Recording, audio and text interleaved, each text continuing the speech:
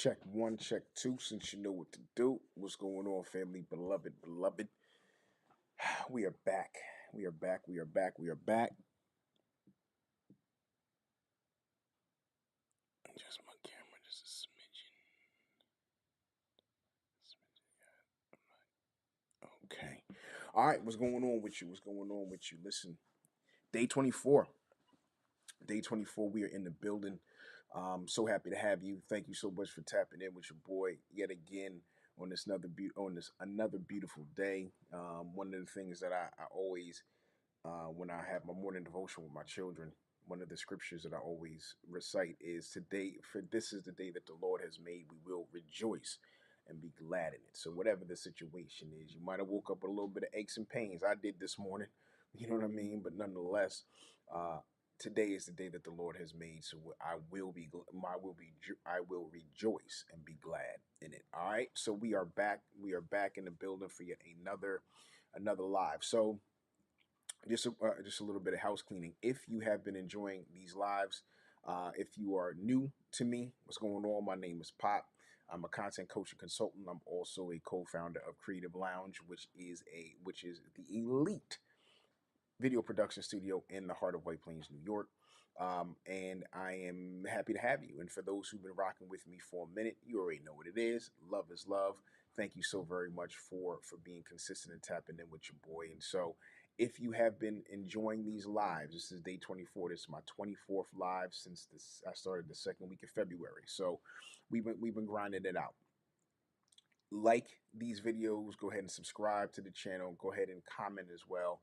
You can go back to the other 23 lives and you can actually tap into those as well. And I promise you, you're going to come away with some amazing information that, if you apply, is going to change the trajectory of your social media visibility, change the trajectory of your social media period, of your approach, of your growth. It's gonna change the game for you. And so, liking, subscribing, all of that helps your boy out in the algorithm. So I would truly appreciate it, and I thank you in advance. And also, every single live, you'll see that I've also been providing slides. So I actually teach from slides, and I actually teach directly out of my workbook, Ready, Set, Plan, and Post as well. And I'll leave the information for Ready, Set, Plan, and Post in the description, because people have been hitting me up like, yo, how have you gone live 24 lives, pretty much every single day, every single weekday? How do you know what to teach? Like, what's the secret? Well, that's the secret right there. I'm teaching directly out of this book. So I'm taking chunks out of that book and I'm teaching it to you. And of course, the full, you definitely want to have this in your library. This right here is your one-stop shop to plan, to also strategize, to create, and to schedule even your content and create a sustainable system that helps you to show up for your audience consistently with confidence and with clarity, right? And this becomes a living, breathing document that you have your messaging, that you have your content schedule, that you have your content plan in. It's all of those things right in one. So if you ever forget, or if you ever find yourself stuck, you can go right back to this living document to retrace your steps, to make sure that you are posting and that you're moving forward on social media according to an alignment with the messaging and the audience that you have committed to. And so this holds you accountable, and it also keeps you in alignment with your overall message. Okay, and we talked about that over the last couple of weeks, how important clarity and clear messaging is in order for people to really, really, really get to know, like, and trust you. All right. So if you want the slides that I've been using, that I have been using to teach, then just let me know in the comments, and I will create a space where you'll be able to access all of these slides. So you'll also have that. So you can pick up your workbook. You can get a digital copy right on Gumroad. I'll provide the link and the information, or you can get a hard copy just like that one there from Amazon. And that the Ready, Set, Plan, and Post plus the slides, you're good to go. I mean, literally, you will crush 2026 and 2027. I promise you. So without further ado, this week we've been talking about offers. We talked about what an offer was. We talked about how to create an offer. We also talked about how to create your offer, how to create your sales funnel. All of those lives, I'm not a huge recapper, so all of those lives you can go ahead, go back and take a look at them. And today we're going to be talking about how to price your offer, because that is a big, big, big deal. All right, so this particular live is just really to get you to kind of think, to give you some suggestions, to kind of get you thinking along the lines of, okay, how could I be pricing my offer? Because we talked about the fact that pricing your offer is also a part of the strategy, right? And so pricing your product or your service correctly is going to be how you are able to eventually, um, well, pricing it properly is going to leverage you and place you in the spot that you want to be, to make your product and your service a no-brainer for the person, for the ideal audience or client that you're trying to attract to reach. All right, so let's get right into the proceedings on this morning. All right, so here we go. Pricing your offers, what to charge and why. All right. So this week, like as you can see, we've been in monetization, moving clients from simply followers or scrollers on social media to actual customers. And so you definitely want to catch all of these. You definitely want to catch all of the lives from this particular week. I think you're going to be. I think it's going to help you out quite a bit. So here we go. So you have an offer. You should have an offer by now, because we definitely have been going over that throughout the course of the week. So you should definitely have an offer by now. All right. But either you created a new offer, or even if you had an existing offer, but you don't know what to charge, right? You're scared to price too high, and you're scared to price too low. Okay. So you're trying to find that happy medium between the pricing of your offer. You don't want to overshoot, but you don't want to starve either, right? So that is the dilemma. So that's what we're going to be talking about and getting some clarity on in just a few moments. Okay. Oh, went too far. So, so you undercharge. So basically, what ends up happening is because you don't know which way to go. Your gut tells you, and this is a mindset thing, and this is even steeped in some insecurity. You automatically just go to undercharging. That's your default setting. And so this is what I do not want you to do. I don't want you to default to undercharging, because if you undercharge, more than likely it's going to require, well, not even more than likely, just mathematically, it's going to require for you to sell way more volume, right? Than you would ultimately need to, and that could potentially be a headache. That could potentially be a nightmare, right? So we're going to make sure that my goal in this live is to equip you to make sure that you do not fall victim to undercharging. All right. So you price based on your fear, not their value. Okay, not their value. So you price based on fear and not the value. This is big. We're going to really dive a little deeper into that in just a little while. You work for pennies while others charge thousands. You're exhausted, underpaid, and resentful. Can you testify to that? Because your default setting, okay, is to undercharge, that default is steeped in fear and insecurity. It's not steeped in value. Okay? Your product and your service, as we discussed a couple of lives ago, is important.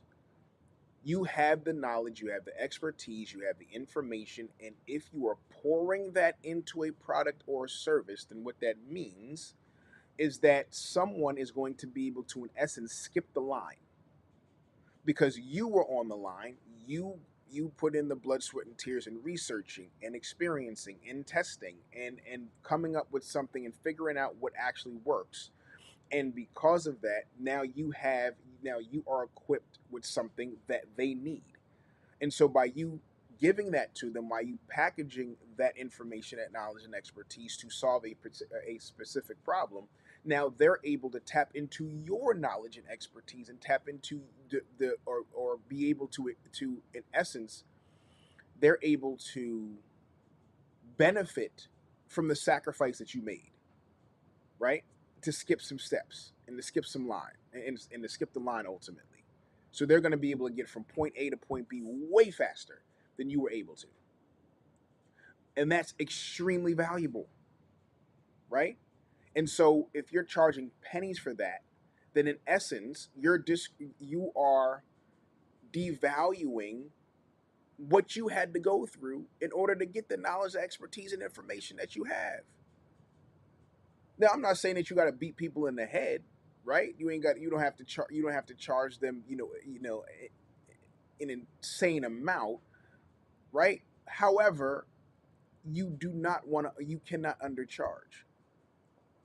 You cannot devalue the value that you bring to the table. All right? So so please promise me that undercharging is no longer going to be your default setting after this live today. All right, let's move on. Okay? So now all undercharging does is make you exhausted, underpaid, and resentful because you're probably looking around in your industry and you got other people who are selling things either similar or things that aren't don't have nearly as much value as you're putting out, and yet they're charging more than you, and they may be converting and closing more sales than you are, converting more customers and closing more sales than you are, right? And they're able to do the things that they need to do and pay their staff and pay their bills, take care of their family. They good. They all right. And they don't even have to even do, and if they priced it correctly, then they don't have to do as much volume as you. They don't have to even sell as much as you to be able to make more than you. Because you have to sell, because when you underprice, you're selling more. You have to sell more in order to make the same amount of money, right? So we no longer want that to be our default setting. Here's the truth. Your price reflects your value, not your worth. Okay? Your price reflects your value, not your worth. Charge for the transformation, not the time. That's a big one. Charge for transformation, not the time. Confident pricing attracts confident buyers. This is a fact. If people can sense, it's almost like sharks. You know what they say? When there's blood in the water and a shark is in the water, the shark is coming. And I say that to say that you attract what you are, not what you want. You attract what you are. So, if you're confused about your product or your service, if you're not confident about your product or your service or your offer, if you are not clear, then either you're going to one of two. Well, actually, both things have the potential of happening. Number one, you repel the people that you actually need, or excuse me, you repel the people who actually need what you have, but because you were not clear about the offer, they don't know that you have what they need because you're not clear. When you're confused, then you confuse the customer, right? When you're confused, you confuse them, right? When you are insecure, when you're insecure about your offer, right? Then you're going to show up that way, right? And then you end up attracting people who also are confused, who don't really know what they want, but they want your time though. So they don't. And listen to me. I'm talking from experience. When I was getting on calls with people and I was really unclear and not really secure in what I was offering and the pricing and all of that, like I would get people on calls and I would get people who would book calls with me, right? and they would literally get on the line, and it'll be a 30-minute call or something like that. It was, let's say, a 30-minute call, and they would literally talk about their problem. You know what I'm saying? Like they would get on the line with me, and they wouldn't know what they wanted. Like they would just pretty much get on a phone call with me and vent about whatever. Like they would be confused. They would be talking in circles, right? And so I would never, and mind you, this is 30 minutes of my time. So if I had a couple of calls, then this ate up my time, and I would never close them because they were confused. I was confused. So I was attracting people who were not ready to buy from me, and I wasn't even ready to have them buy from me because I didn't know. And so I would be tempted in those cases, or in some cases, even when I got somebody who it seemed like they were willing to buy from me, I would clam up. And I would clam up, and I would, if I had one particular price that I was thinking about, I would clam up and I would undercharge. And guess what? Even when I undercharged, I still didn't close them. And so I would get on a call with them, they would ramble, I would be like struggling, really, you know what I'm saying, scatterbrain, trying to get to a close, only to get to a close, not and not feel secure about my pricing and undercharge, and still don't get a sale. So I wasted 30 minutes, and I allowed that person to just pretty much dump everything on me. Nothing came of it. And so when you are confident in your offer and you stand on it, here's the thing. I remember talking to my guy Manny, and he was like, look, stand on your price.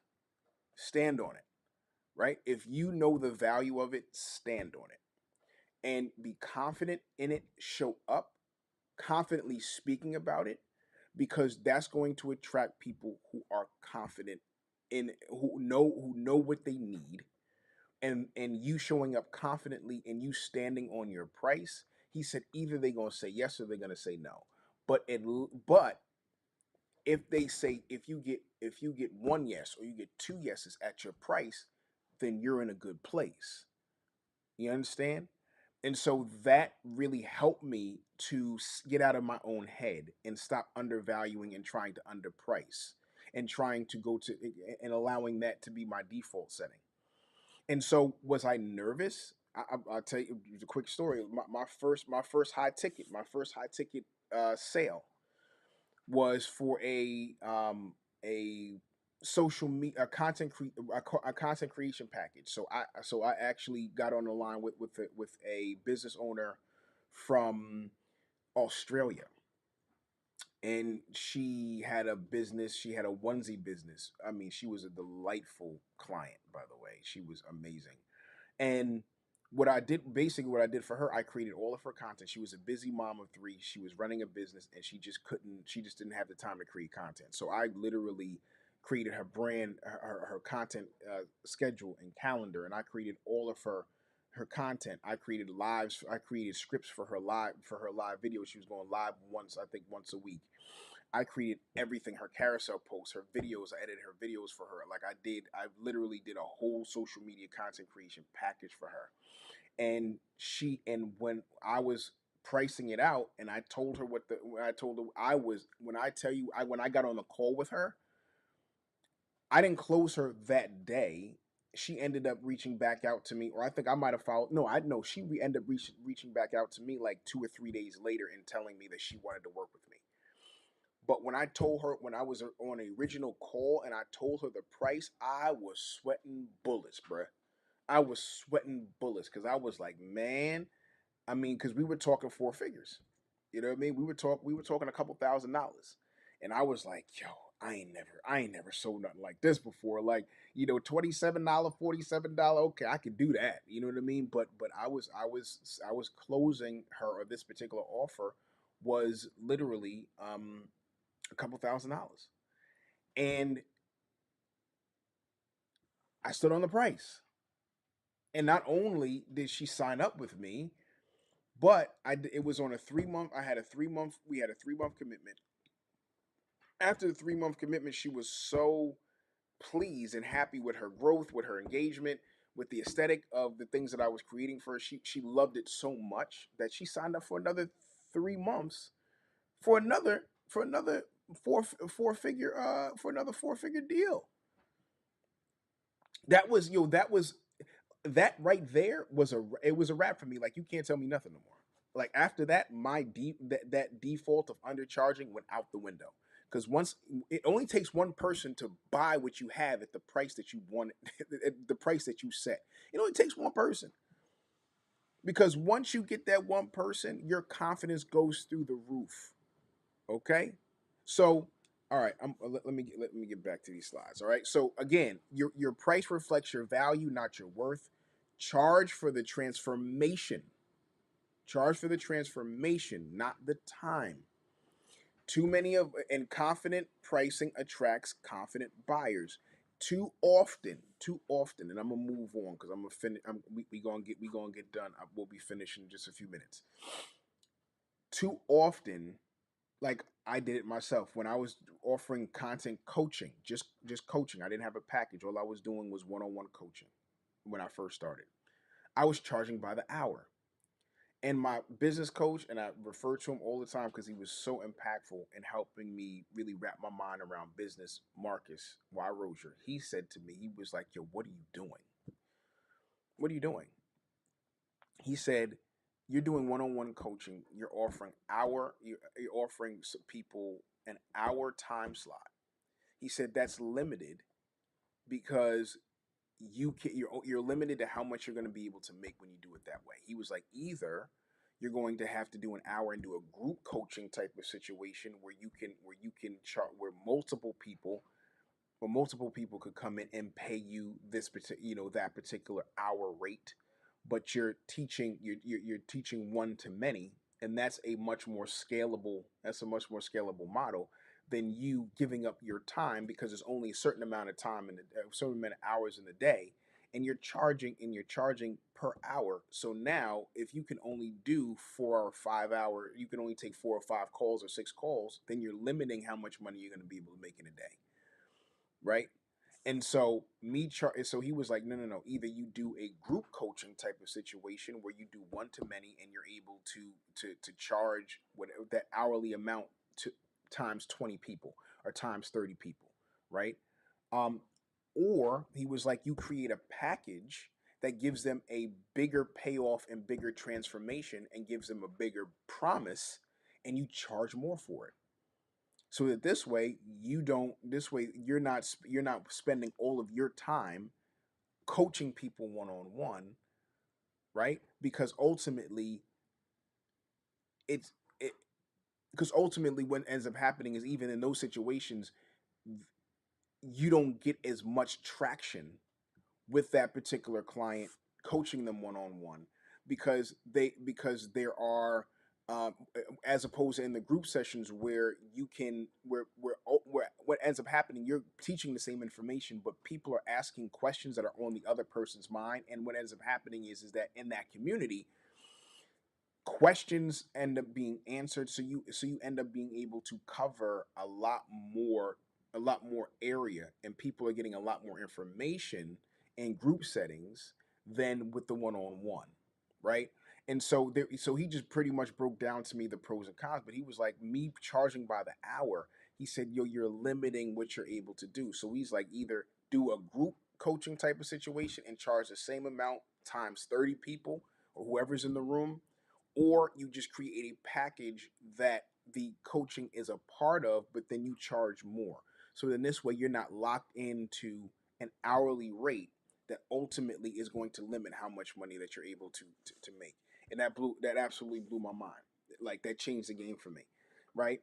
And so confident pricing attracts confident buyers, and that is correct. Even though I was petrified to tell my first high ticket client my price, I showed up confidently anyway. And I said it. I didn't. And I said it. I took a deep breath. I told them the price. I told them the price. I didn't. My voice ain't cracked. Nothing like that. I made sure that Cowardly as I was on the inside, I ain't let it show in my face. I had put my best poker face on and I closed the deal. All right. So how to price your offer? Okay. So don't ask what's this worth to me? Ask what's this worth to them. Okay. Here's why that question is so important. When you have something, you have when you're able to do something easily, you tend to devalue it, right? So, um, if you could speak well publicly, or you're able to, you're just naturally gifted in a sport, or you're naturally gifted in as far like a naturally gifted artist, or you're naturally gifted in the kitchen, like whatever that happens to be. When you're naturally kind of good at something, or you have an expertise that you were maybe able to obtain kind of effortlessly because it was kind of a natural inclination for you, you tend to devalue it. So it's almost like, oh well, if I can do it this easy, then everybody can do it this easy, right? And that mentality, if you bring that into your business, into your product and your service, and or your offer, then what will end up happening is you will devalue and undercharge because you think, well, I'm not selling anything or giving any information or showing anybody how to do something that everybody doesn't already know how to do, right? Not realizing that the reason why the person came to you is because clearly they don't know how to do what you do. Clearly, there's something about the way that you do what you do in such a natural kind of way that attracted them to you, right? And so they don't know how to do what you do, and that's why they're there. But we'll underprice because in our eyes it's plain information. It's regular information. Anybody can just get this information, or anybody can do this, or anybody, you know what I mean? So that's the way we look at it because we're good at it. We look at it that way because we have put in the work or the effort to gain expertise and to become an expert in it, right? Or become someone who is well versed in it. And it could have been that we've already had a natural inclination towards that thing, so that's kind of accelerated our ability to do it well. But a person who desires to do what you do the way that you do it, or at least be taught how to do it so they can figure out how to do it themselves, that is what they're coming to you for. So we can't just say, well, why would you, like, they're not going to pay me X amount of dollars for this, right? This is not anything special. No, it is special. What you are able to do and the information and knowledge and expertise that you have acquired is special. It is special. And people are looking for you to teach them how to do what you do. So we can't price it based upon what we think the value is, because we may undervalue it because we do it. It's something that's natural to us. It's something that we've been doing for a long time. So we don't look at it as anything special. But someone who doesn't, who that is not their experience, they look at it as gold. They value it at a completely different level. So we have to look at our pricing, our offer, in through their lenses and not ours. All right. Cool. All right. So don't ask what is it worth to me. Ask what's it worth to them. If your offer saves them time, money, or pain, that's what you're pricing. Okay? You think about it. When you're thirsty, all right? If you're thirsty in the desert somewhere, or if you're well, maybe not in the desert, but if you're thirsty, okay, and you out and about, you are going to find a bodega, you're going to find a grocery store, you're going to find somewhere, some place that has something for you to drink, right? And if you're thirsty enough, you going if you got to pay a premium price, then you're going to pay a premium price because you're thirsty. If you hungry, same thing. What I'm saying is that when you have to think about what you're going to what you're ultimately offering that person. If you're offering them something that is going to help them make more money, then guess what that looks like in their lives? We talked about selling the transformation. If you're teaching someone how to make more money, then their quality of life is going to increase exponentially. What do you think that means to them? How much value do you think that they place on that? Right? A lot of value.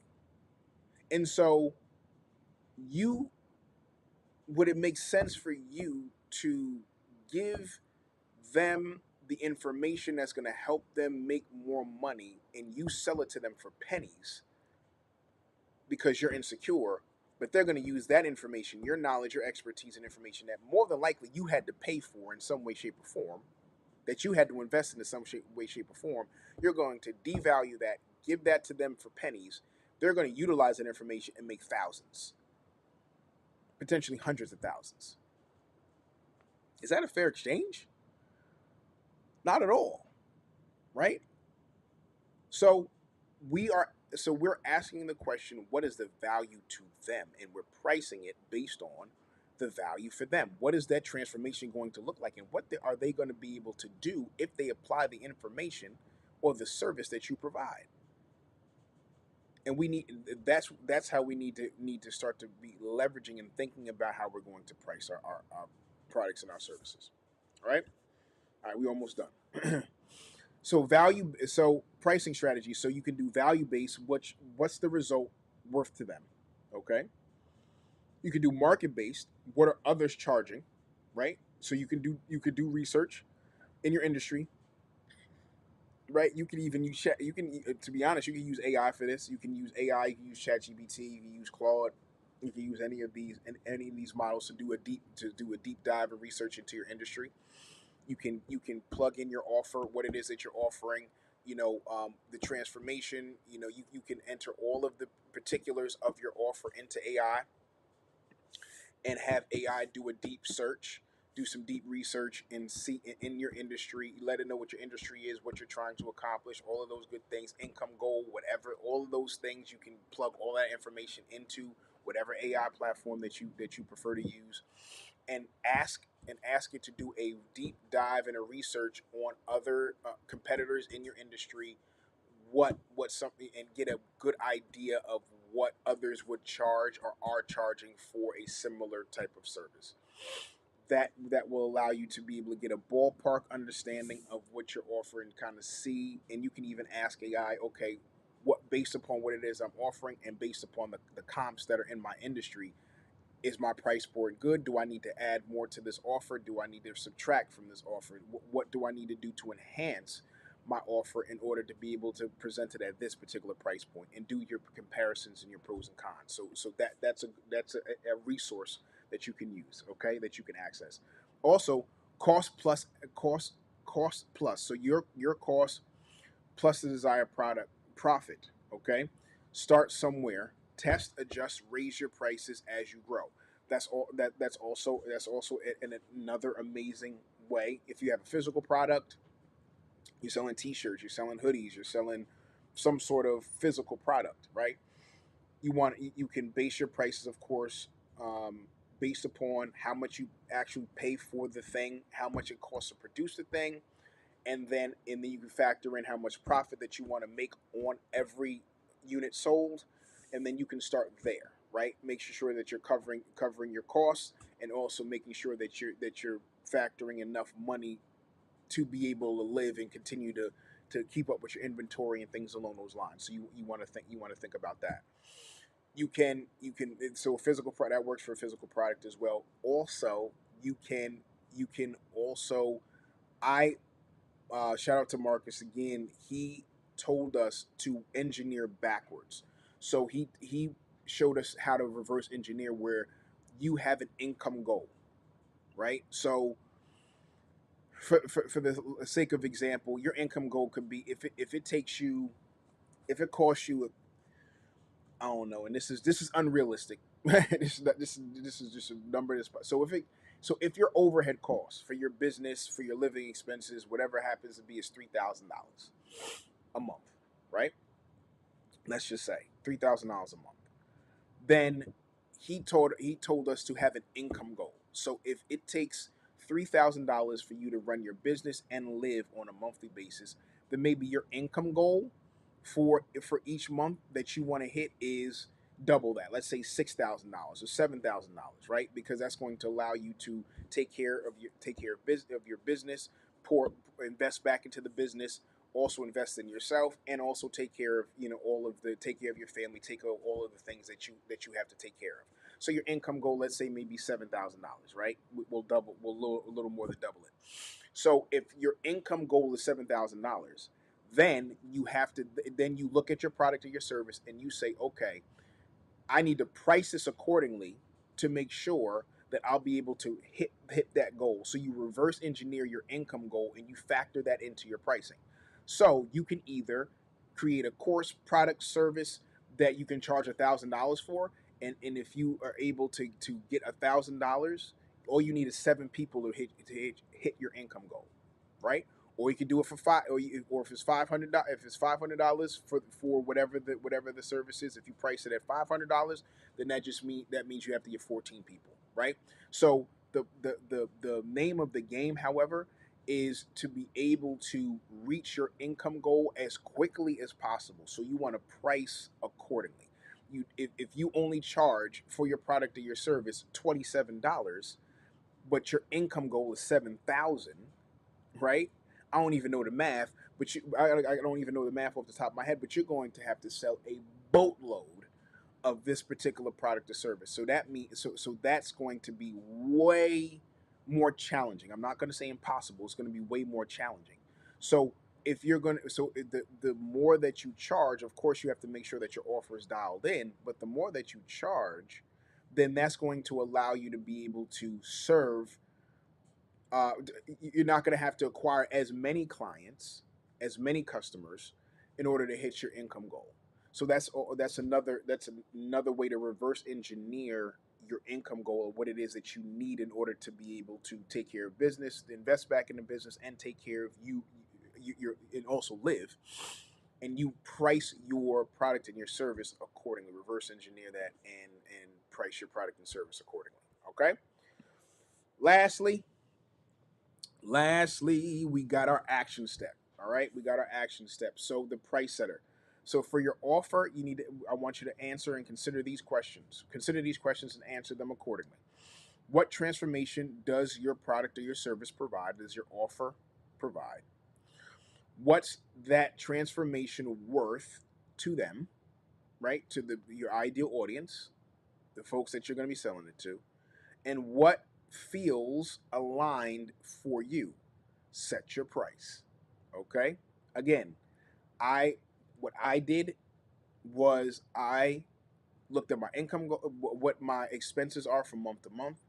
Okay, and I added everything up, and I said, okay, I want to. This is where I'm at monthly. All right, so I want to double that, because I want to be able to take care of everything, and I also want to be able to put some money, because entrepreneurship is a roller coaster. You understand? Sometimes, you want to get to a point where you have predictable income, but there's going to be some months where you kill it, some months that you don't, right? And you hope that those are few and far between, and that's why you put up necessary systems in place to try to make sure that you're able to kind of stabilize that income on a monthly basis. But it is what it is. So you also want to be able to take care of your monthly expenses for your business and be able to invest back into your business. You also want to be able to have money to be able to live, right? That's a big deal.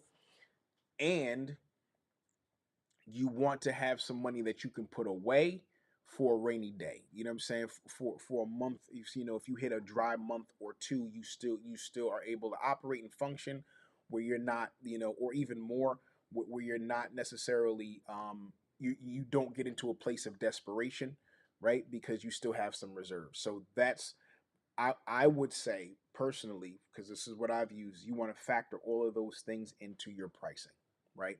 And again, we're not selling, again, we also have to make sure that our product and our service, that our offer is up to par, that it genuinely solves a problem.